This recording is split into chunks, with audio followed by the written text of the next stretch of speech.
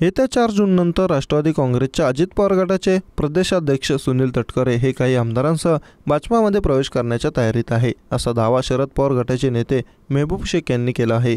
त्यांच्या या दाव्यानंतर विविध राजकीय चर्चांना उधाण आलं। शुक्रवारी माध्यमांशी बोलताना त्यांनी या संदर्भात प्रतिक्रिया दिली। ज्या लोकांचं शरद पवारांवर प्रेम आहे तीच लोक आता आमच्या पक्षात शिल्लक राहिली आहेत। इकडे तिकडे बघणारे आणि दुसऱ्यांच्या घरात डोकावणारे सगळेजण निघून गेले आहेत। त्यामुळे आमच्या पक्षातून आता कोणी बाहेर पडण्याचा प्रश्न उद्भवत नाही।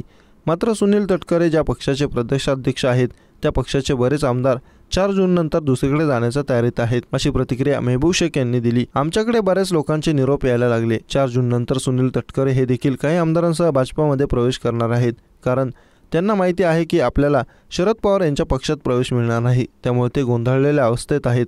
त्यातूनच ते अशा प्रकारची विधानं करत आहेत, असाही टोला त्यांनी लगावला। आपले आमदार सोडून जाऊ नये किंवा शरद पवारांकडे जाऊ नये यासाठी तटकरेंचे प्रयत्न सुरू आहेत। खरं तर अजित पवार गटाच्या नेत्यांची काही भाषणं बघितली तर ते लोक पराभवाच्या मानसिकतेत आहेत, हे स्पष्टपणे दिसून येत आहे। अजित पवारांची नाव आता बुडायला लागले आहे। त्यामुळे सुनील तटकरे आता भाजपामध्ये प्रवेश करण्याच्या तयारीत आहेत, असंही ते म्हणाले।